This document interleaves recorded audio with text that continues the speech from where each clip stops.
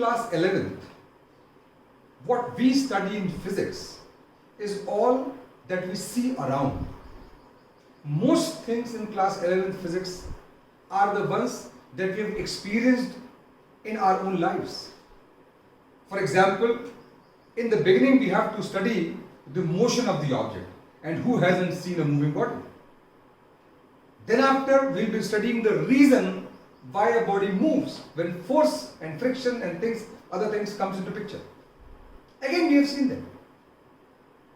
Then we have rotational motion, gravitation and things like that. So altogether in the first part of physics, we will be studying mainly motion of the body.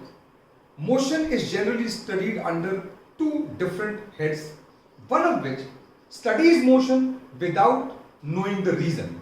And that is called as kinematics. The other one is when the motion is related to the cause also, then we study mechanics. Today we are beginning with kinematics. Also understand that we will study kinematics right from the base. That is, we'll start with 9th class physics, we'll do all the numericals related to 9th class first, and then we'll proceed into what is there in class 11. So let us begin. Motion.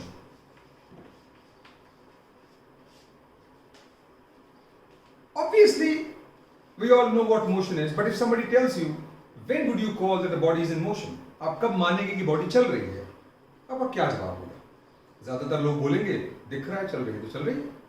अभी आप नहीं चल रहे हो क्योंकि आप खड़े हो, आप चल रहे हो तो दिखती है, गाड़ी चलती है तो दिखती है.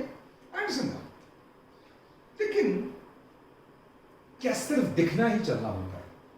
पढ़ा तो हमने ये भी कि आप घूम रही है, हमें तो नहीं दिखती, इसका मतलब नहीं चल रही है. ऑब्वियसली मोशन की कुछ और डेफिनेशन होगी जो इस बात को फिट इन कर सके. मोशन की डेफिनेशन तक पहुंचने के लिए पहले इस बात को समझें कि देखने वाला मोशन क्यों नहीं हो सकता. मान लीजिए आप किसी पार्क में खड़े हैं और उस पार्क में बाई चांस एक गाय आ गई है, वो कहीं घास खा रही है और आपने उस गाय को देख लिया, अच्छा ये खा रही. आप अपने दोस्त से बातें करने लग गए. थोड़ी देर बाद आपने देखा तो गाय वहां है. आपने गाय को चलते हुए नहीं देखा, ना वो तब चल रही थी ना वो अब चल रही है, लेकिन फिर भी आपको लगा कि वो चली होगी. क्यों? क्योंकि पहले उसकी पोजीशन वो थी, अब उसकी पोजीशन वो है. इसका मतलब है कि हमने चलते नहीं देखा फिर भी हम समझ गए कि वो चल रहे हैं क्योंकि उसकी पोजीशन बदल गई. तो मोशन की सबसे बेसिक डेफिनेशन हो सकती है when an object changes its position as the time passes. समय के गुजरने के साथ यदि कोई चीज अपनी जगह बदल ले, हम उसे कहेंगे कि वो मोशन में है. तो मैं एक बार फिर से बोल देता हूं, when an object changes its position as the time passes will be called to be in motion. लेकिन एक बड़ी प्रॉब्लम और है, पोजीशन को डिफाइन करना. कैसे? मैं आपको समझाता हूं. मान लीजिए आप एक ट्रेन में जा रहे हैं. जब आप ट्रेन में जा रहे हैं, ट्रेन चल रही है और बाहर एकदम रेगिस्तान खाली पड़ा हुआ है. आप ऐसी किसी जगह से गुजर रहे हैं.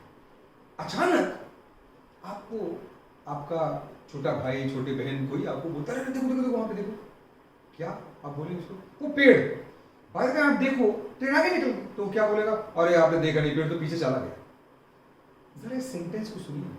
पेड़ चला गया, पेड़ को पैर नहीं, पेड़ कैसे चला गया? उसी दौरान अगर मान लीजिए कोई बच्चा पेड़ के पास खड़ा हो अपने किसी बड़े भाई के साथ या पापा के साथ या मम्मी के साथ, वो क्या बोलेगा? देखो ट्रेन जा रही है. इसका मतलब ये हुआ, एक बच्चा कह रहा है पेड़ जा रहा है, एक बच्चा कह रहा है ट्रेन जा रही है. ये बच्चा झूठ नहीं बोल रहा, उसने बकायदा पेड़ को यहां देखा था, वो निकल गया पीछे. और ये बच्चा झूठ नहीं, उसके सामने ट्रेन गुजर रही है. तो फिर सच क्या है? असल में सच तो दोनों ही. फर्क है कि आप जब किसी चीज को ऑब्जर्व कर रहे हैं तो आप कहां हैं. अगर आप पेड़ पे हैं तो आपको लगेगा ट्रेन जा रही है, और अगर आप ट्रेन में तो आपको लगेगा पेड़ जा रहा है. इसका मतलब है कि मोशन सिर्फ इस बात पे डिपेंड नहीं करता कि ऑब्जेक्ट क्या कर रही है. मोशन इस बात पे भी डिपेंड करता है कि आप ऑब्जर्वर क्या कर रहा है. इसका मतलब है मोशन की इस डेफिनेशन में प्रॉब्लम है. भाई अगर हम ट्रेन में बैठे रहेंगे तो हम ही बोलेंगे पेड़ जा रहा है, और पेड़ वाला बोलेगा ट्रेन जा रही है. तो ऐसे में किसकी बात मानी जाए? ये तो कंसेप्ट गलत हो जाएगा।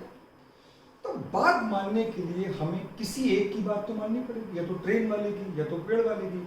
हम लोग जनरली पेड़ वाले की बात सही मानते हैं कि हमको लगता है पेड़ तो चल ही नहीं सकता, लेकिन असलियत ऐसी है नहीं। असल में हम क्या करते हैं, हम अपने पास एक रेफरेंस पॉइंट बना लेते हैं। रेफरेंस पॉइंट क्या बना है समझिए। आप सब लोग जानते हो कोऑर्डिनेट सिस्टम।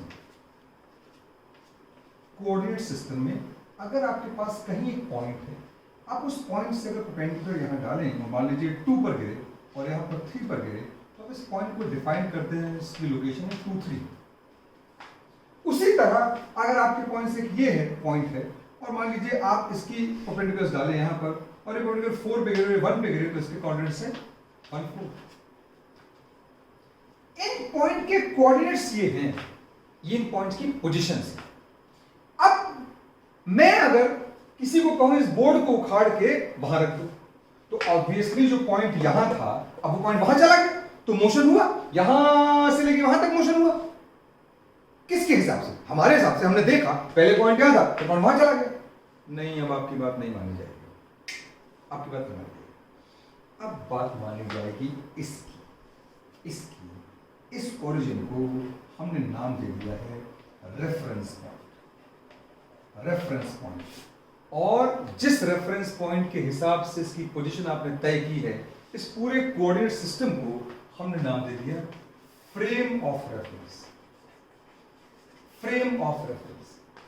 अब अगर इस पोजीशन से P पोजीशन से कोई पार्टिकल Q पोजीशन तक आया मान लीजिए, तो हम कहेंगे कि देखिए पहले उसकी पोजीशन ये थी, अब उसकी पोजीशन ये है, यानी समय के गुजरने के साथ उसकी पोजीशन चेंज हुई है, यानी उसका मोशन हुआ। क्यों?